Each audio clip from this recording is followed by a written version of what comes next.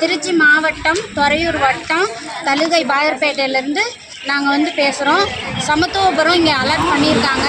அது வந்து முறைகேடாக நடந்திருக்கு. அதுக்காக நாங்கள் போராட்டம் பண்ணுறதுக்கு இவ்வளோ பேர் வெயிட் பண்ணிகிட்ருக்கோம்.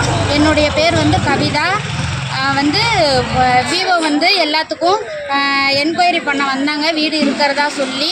நாங்களும் அவங்க கேட்குறதெல்லாம் கொடுத்தோம். இப்போ வந்து வீடு கிடையாது. அதே மாதிரி வீடு இருக்கிறவங்க, இப்போ வீடு கொடுத்துருக்கவங்களுக்கு சொந்த வீடு ஆல்ரெடி இருக்குது.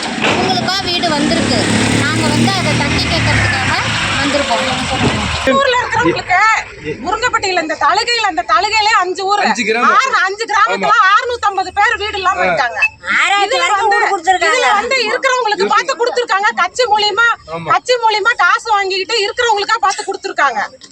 அதே போல கோனேரிப்பட்டில இருந்து இங்க 3 மாசம் அவங்களுக்கு ஓடி செலக்ஷன் ஆயிருக்கு. வீடு இல்லைன்னு 10 வருஷமா எழுதி கொடுத்துருக்கேன். எங்க வீடு தீ பிடிச்சி 10 வருஷம் ஆச்சு. அதுக்கு அத்தாச்சி கொடுத்தேன். எந்த அத்தாச்சியுமே இல்லை. நான் புறம்பாக்கில் குடியிருக்கிறேன். என்ன ஏதுன்னு எனக்கு வந்து கேட்கல. பட்டாவை இருந்தாலும் வீடு தருவேங்கிறாங்க. பட்டா கேட்டாலும் அங்கே போன்னு சொல்றாங்க. பட்டாவும் தர மாட்டேங்கிறாங்க, வீடும் தர மாட்டேங்கிறாங்க. எங்களுக்கு ஓட்டுக்கு மட்டும் வராங்களே, ஏன் இந்த சலுகை எங்களுக்கு பண்ணக்கூடாது? சலுகை பண்ணாதானே நாங்கள் எலெக்ஷனுக்கு ஓட்டு போடுவோம். காசு கொடுத்துக்கிட்டு மட்டும் ஓட்டு வாங்குறாங்க. ஏன் இதுக்கு மட்டும் சலுகை பண்ண மாட்டேங்கிறாங்க? தலுகை பாதரப்பேட்டைக்கு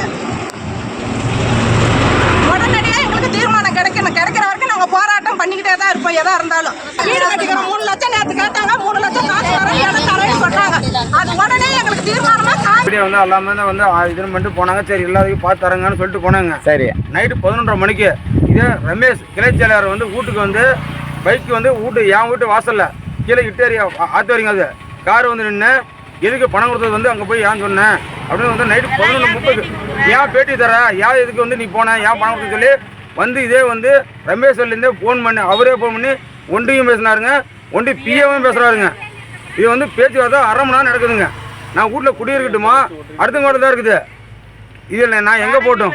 சரி ரமேஷ் வேற யார் வந்தாங்க அவர் கூட? கீழே வந்தது லைட் வச்சு காமிங்கன்னா அவங்க அப்படியே எங்கள் மாதிரி ஒதுங்கிட்டாங்க. வீடியோ நாங்கள் எடுத்துக்கும் போது அவங்க அப்படியே கார் நம்பரோடு இருக்குதுங்க. ரெக்கார்டு நம்பரோடு.